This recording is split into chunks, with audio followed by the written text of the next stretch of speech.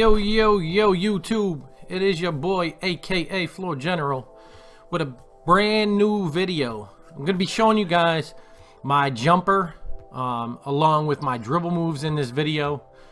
As you can see, there are green lights here. This is on the superstar setting, so it's basically the pro-am sliders. Now, this video is definitely for you pro-am players that are point guard playmakers. It's really not going to affect you if you're any other position. I mean, it can, but mainly for playmakers, and it's not going to affect you at all if you're watching this video for the park, unfortunately. So let's get right into it and show you guys that this is on superstar where we're shooting here, and you could see that we're getting greens, we're getting decent shots. You just got to get used to this jumper, and I believe if you get used to this jumper, it's pretty easy to locate the sweet spot, which is basically when his elbow is face down perfectly. That's when you're gonna want to release. Now, my habit is, which I just did right there, is looking at the damn bar. I got to get rid of that habit and just look at the elbow. Now, I've only used this for about 10 pro-am games, this entire setup, so we'll get right into it and show you guys exactly what we got going on. So you go to your jump shot creator. You got to have the jump shot creator for this, and you see the J Wall. That's all it is, guys. John Wall's jump shot. So lower base, John Wall. Upper release 1, John Wall. Upper release 2, John Wall. The blending speed, you're going to want to put it all the way up. Normally it's at 75. That 60-40 split, I don't know why I did it. I don't know why it's there. But hey, the way it's been working for me, I'm leaving it alone, and you guys might want to follow.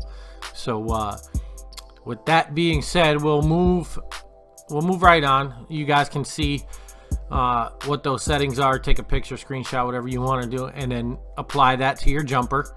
And, you know, get out there and see what it does for you. And we'll go right now, and I'll show you that that's what's on J Wall. It's the same exact jumper that you see in here when we go to jump shot creator. J Wall right there at the bottom. All right, so that's what I'm using. There's no funny business here. It's that shot, and you know, it's that green. So put that on there and see how you guys do with it. My other thing is, when you guys put on jump shots, make sure you put them on to where you feel comfortable. If there's a natural spot where you feel like you need to let go of that button, like there's a natural time you hold it, find a jump shot that fits right around that and then tweak it. That's basically what I did here. I found the John Wall jump shot, and the regular one is just too long, and he kind of has like a hitch at the top, so I knew I had to do something with it if it was going to be any good to me at all. And then I sped it up, and I was like, wow, this is like naturally where I want to let go of the button is where the release is, which is awesome, because then it's like a non-reactive thing. You kind of just, that's when you want to let go of it, so you let go of it, and it just so happens that around that spot is when it's the sweet spot of that jumper. And that's what I found here with John Wall. So is this going to work for everyone? Probably not. I saw plenty of videos out there with this jumper's the best for playmakers, this jumper, that jumper, and all of them I can't use. They don't work for me. So I found this, and it seems to do very well, and I'm going to leave it at that until it fails me, which, you know, at this point I got 10 pro-am games in with this entire setup, all my dribble moves, all the, you know, the jump shot, all that stuff, and I feel as comfortable as I have with all these settings. So I'm probably not changing anything for a while. That's another thing. You don't want to keep changing stuff, guys. You want to find what works and use it. That's the biggest thing I could tell you guys. You want to find what works and use it to your advantage. It doesn't have to be flashy. It doesn't have to be the best. It doesn't have to look good. If it works for you, then use it. You know, there's guys out there that use that one-handed jump shot, and they're fucking nice with that shit. They nail everything. It just goes by what you like. So there's no jump shot that any of us YouTubers can come out and be like, hey, this is the one. Use this jumper. It's the best in the game. Are there jumpers that are just all around good? Yes, absolutely. John Wall is one of those. But to be your jump shot, I don't know. You got to find that out for yourself. So let's get right into the dribble moves.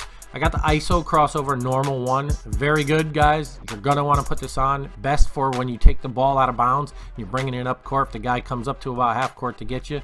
Right before half court, you're going to want to switch the off-ball hand. It'll give that crossover, and you'll just smoke them. You'll be out. It's very good to change direction. So throw that on. See how you guys do with it.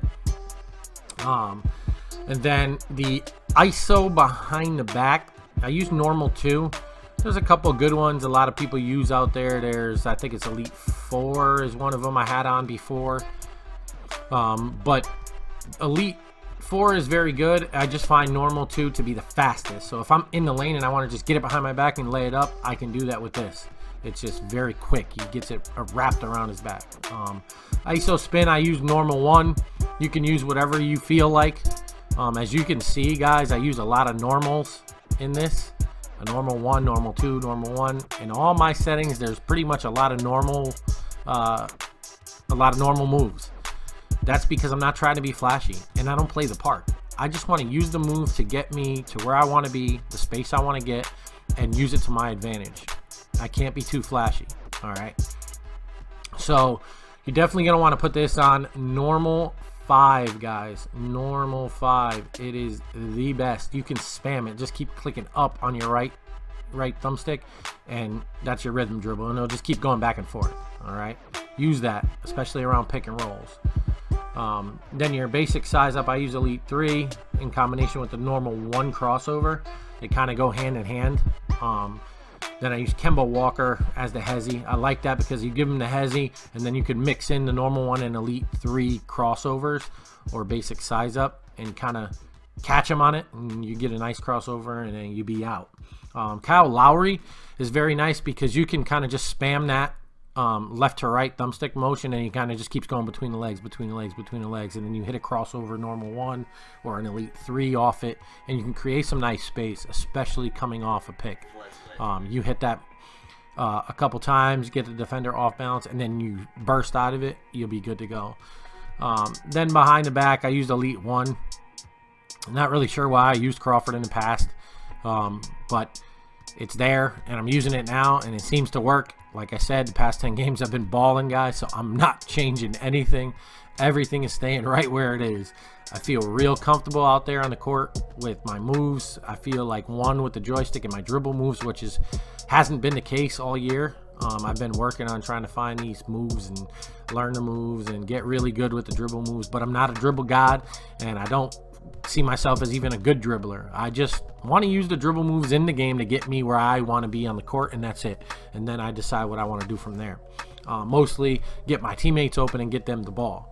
So that's basically where we stand with all those dribble moves, guys.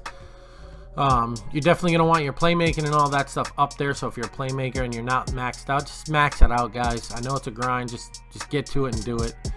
Now we'll get into the jump shots and all the other shots. Obviously the John Wall, Michael Jordan free throw, got to put it on. All the comp teams in the Pro-Am, those guys use Michael Jordan. Very easy free throw to get. Contested shot, Curry.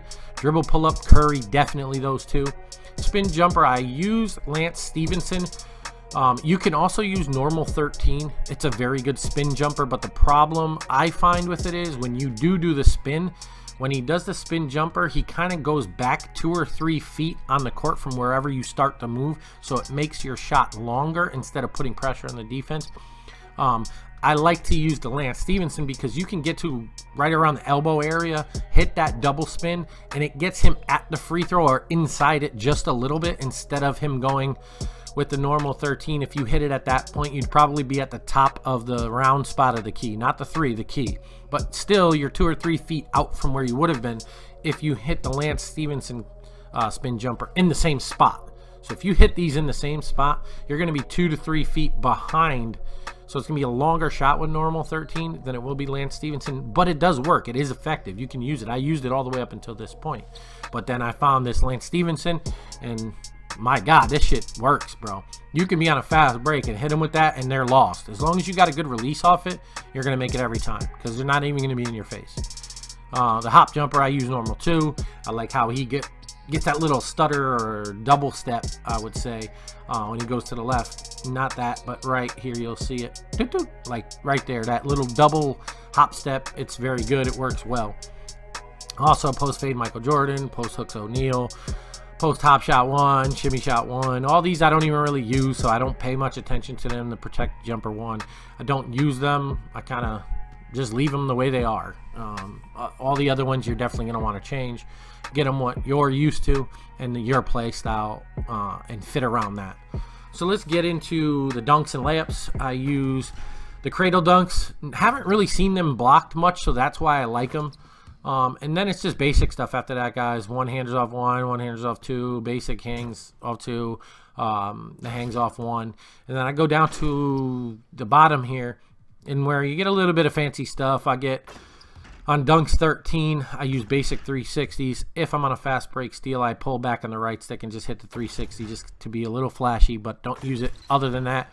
The baseline reverse is very important, guys. If you're in the corner and you head fake a man and he jumps and you want to run to the rack and you know there's a glass cleaner in there, you're going to want to hit that reverse dunk, so that he goes up when he thinks you're going up on the front side, but you're going to go up and underneath and dunk on the other side. You're going to want to run, pull away from the hoop with your right stick and using turbo, and you'll reverse dunk it. It's awesome.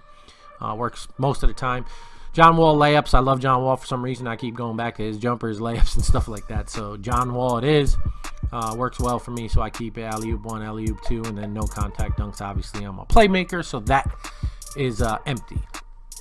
So guys, take the screenshots, you know, the pictures, pause the video, whatever you got to do. Get this stuff down, and, you know, use whatever you feel is comfortable for you. At the end of the day, that's all that really matters. I know a lot of guys in the pro-am scene, they're trying to use this one's jumper because he made a YouTube video, or that one's jumper because they made a YouTube video, but they don't always work like that, man. You just have to be used to it. So you guys can see all my badges here.